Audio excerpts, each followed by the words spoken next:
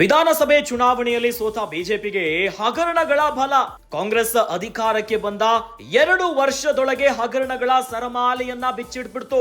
ಹಗರಣಗಳ ಲಾಭವನ್ನ ಪಡೆದುಕೊಳ್ಳಲು BJP ಎಡವಿದೆ. Rally, ಪಾದಯಾತ್ರೆ, ಸಭೆ ಸಮಾರಂಭ ಎಲ್ಲವೂ ಕೂಡ ಗುಂಪುಗಾರಿಕೆಯಿಂದ ಫ್ಲಾಪ್ ಆಗಿಬಿಟ್ಟಿದೆ. ಹಾಗಾದ್ರೆ ಬಿಜೆಪಿಯ ಮುಂದಿದೆ ನೋಡಿ ಒಗ್ಗಟ್ಟಿನ 10 ಸವಾಲುಗಳು. ಗಮನಿಸ್ತಾ ಹೋಗೋಣವೆಲ್ಲವನ್ನ. ಪಕ್ಷಕ್ಕಾಗಿ ಒಂದಾಗ್ತಾರ ಬಿಜೆಪಿಯ ನಾಯಕರು? ದೊಡ್ಡ ಯಕ್ಷ ಪ್ರಶ್ನೆಯಾಗಿ ಉಳಿದು ಬಿಟ್ಟಿದೆ. ಇನ್ನು ಎಲ್ಲವನ್ನ ಮರೆತು ವಿಜಯೇಂದ್ರನ ಒಪ್ಪಿಕೊಳ್ತಾರ? ಗುಂಪುಗಾರಿಕೆಯನ್ನ ಮರೆತು ಪಕ್ಷದ ವಿಚಾರಧಾರೆ, ಇನ್ನು ಸಂಘಟನೆ ಮುಖ್ಯ ಅಂತಾರ ಬಿಜೆಪಿಯ ನಾಯಕರು. ತಮ್ಮ ಸಾಮರ್ಥ್ಯಕ್ಕೆ ತಕ್ಕ ಹೊಣೆಗಾರಿಕೆಯನ್ನ ತಗೋತಾರ? ಭಾರೀ ಚರ್ಚೆ ಆಗಿಬಿಟ್ಟಿದೆ ನೋಡಿ. ಇನ್ನು ವರಿಷ್ಠರ ಮತ್ತು ಸಂಘದ ಬಾಂಧವ್ಯದ ಮಿಸ್ಯೂಸ್ಗೆ ಬ್ರೇಕ್ ಹಾಕ್ತಾರಾ?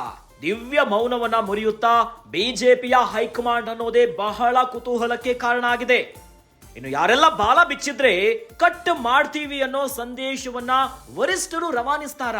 ಮೈತ್ರಿಗೆ ಧಕ್ಕೆ ಆದಾಗ ಸಂಘಟನಾ ಕಾರ್ಯ ಯೋಜನೆಯನ್ನ ಸಿದ್ಧಪಡಿಸ್ತಾರ ಬಿಜೆಪಿ ಅನ್ನೋದೇ ದೊಡ್ಡ ಪ್ರಶ್ನೆ ಆಗಿಬಿಟ್ಟಿದೆ. ಏನೋ ವಿಜಯೇಂದ್ರಗೆ ಪಕ್ಷ ರಿಪೇರಿಗೆ ಫುಲ್ ಪವರ್ ಅನ್ನ ಕೊಡುತ್ತಾ ಹೈಕಮಾಂಡ್? ಬಾರಿ ಬಾರಿ ಬಾರಿ ಬಾರಿ ಒದ್ದಾಟಗಳಿದೆ. ಇವೆಲ್ಲದಕ್ಕೂ ಕೂಡ ಹೈಕಮಾಂಡ್ ಸಿಗ್ನಲ್ ಅನ್ನ ಕೊಡ್ತಾರ?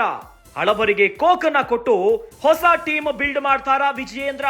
ಇವೆಲ್ಲವೂ ಕೂಡ ದೊಡ್ಡ ಸವಾಲಾಗಿ ಪರಿಣಮಿಸಿದೆ ನೋಡಿ. ರಾಜ್ಯ ಬಿಜೆಪಿಯಲ್ಲಿ ಈಗ ದೊಡ್ಡ ದೊಡ್ಡ ಸವಾಲುಗಳೇ ಎದುರಾಗ್ತಿದ್ದಾರೆ.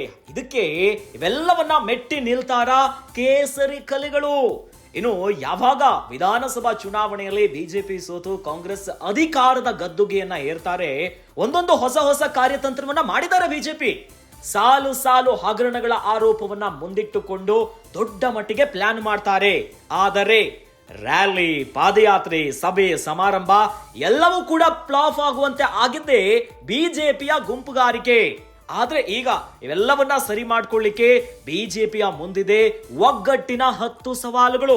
ಇನ್ನು ಒಂದೊಂದಾಗಿ ಗಮನಿಸ್ತಾ ಹೋಗೋದಾದ್ರೆ, ಪಕ್ಷಕ್ಕಾಗಿ ಒಂದಾಗ್ತಾರ ಬಿಜೆಪಿಯ ನಾಯಕರು ಅನ್ನೋದು ಇದೆ.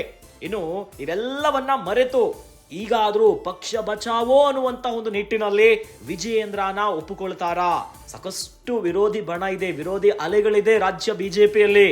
ಇನ್ನು ತಮ್ಮ ತಮ್ಮ ಸಾಮರ್ಥ್ಯಕ್ಕೆ ಯಾವ ರೀತಿಯಾದಂತಹ ಒಂದು ರೀತಿಯಾದ ಟಾಸ್ಕ್ ಅನ್ನ ತೆಗೆದುಕೊಳ್ಳಬೇಕು, ಇದಕ್ಕೆ ಮುಂದಾಗ್ತಾರ? ಅಥವಾ ವರಿಷ್ಠರ ಮತ್ತು ಸಂಘದ ಬಾಂಧವ್ಯದ ಮಿಸ್ಯೂಸ್ಗೆ ಬ್ರೇಕ್ ಹಾಕ್ತಾರ ಅನ್ನೋದೇ ಬಹಳ ಇಂಪಾರ್ಟೆಂಟ್. ಇವೆಲ್ಲದಕ್ಕೂ ಬಹಳ ಇಂಪಾರ್ಟೆಂಟ್ ಆಗಿರುವಂತದ್ದು, ಏನು ಬಿಜೆಪಿಯ ಹೈಕಮಾಂಡ್ ಸೈಲೆಂಟ್ ಇದ್ದಾರೆ, ಖಡಕ್ ಆಗಿ ನಿರ್ಧಾರವನ್ನ ತೆಗೆದುಕೊಂಡು ಯಾರ್ಯಾರು ಬಾಲ ಬಿಚ್ಚುತ್ತಿದ್ದಾರೆ ಎಲ್ಲರಿಗೂ ಕೂಡ ಬ್ರೇಕ್ ಹಾಕುವಂತ ಕೆಲಸಕ್ಕೆ ಹೈಕಮಾಂಡ್ ಮುಂದಾಗ್ತಾರ? ಇದೇ ನೋಡಿ ಒಗ್ಗಟ್ಟಿನ ಸವಾಲು. ಇನ್ನು ಮೈತ್ರಿಗೆ ಧಕ್ಕೆ ಆಗದ ಹಾಗೆ ಸಂಘಟನಾ ಕಾರ್ಯ ಯೋಜನೆಯನ್ನ ಸಿದ್ಧಪಡಿಸ್ತಾರ? ಸ್ವಲ್ಪ ಯಾಮಾರಿದ್ರು ಕೂಡ ದೊಡ್ಡ ಗಂಡಾಂತರಗಳಿದೆ. ಹೀಗಾಗಿನೇ ವಿಜಯೇಂದ್ರಗೆ ಪಕ್ಷದ ಎಲ್ಲೆಲ್ಲಿ ಎಡವು ಹೋಗು ಬಿಟ್ಟಿದೆ, ಎಡವಟ್ಟುಗಳಾಗಿದೆ, ಇವೆಲ್ಲವನ್ನ ರಿಪೇರಿ ಮಾಡ್ಲಿಕ್ಕೆ ಫುಲ್ ಪವರ್ ಅನ್ನ ಹೈಕಮಾಂಡ್ ನೀಡ್ತಾರ ಅನ್ನೋದೇ ದೊಡ್ಡ ಪ್ರಶ್ನೆ ಆಗಿಬಿಟ್ಟಿದೆ ನೋಡಿ. ಹೀಗಾಗಿ ಹಳಬರಿಗೆ ಕೋಕನ್ನ ಕೊಟ್ಟು ವಿಜಯೇಂದ್ರಗೆ ಹೊಸ ಟೀಮ್ ಅನ್ನ ಬಿಲ್ಡ್ ಮಾಡ್ಲಿಕ್ಕೆ ಹೈಕಮಾಂಡ್ ಅನುಮತಿಯನ್ನ ಕೊಡ್ತಾರ ಅನ್ನುವಂಥದ್ದೇ ಒಗ್ಗಟ್ಟಿನ 10 ಸವಾಲಾಗಿಬಿಟ್ಟಿದೆ. ಸೊ ಒಟ್ಟಲ್ಲಿ ಹೈಕಮಾಂಡ್ ಯಾವ ನಿರ್ಧಾರವನ್ನ ತೆಗೆದುಕೊಳ್ತಾರೆ?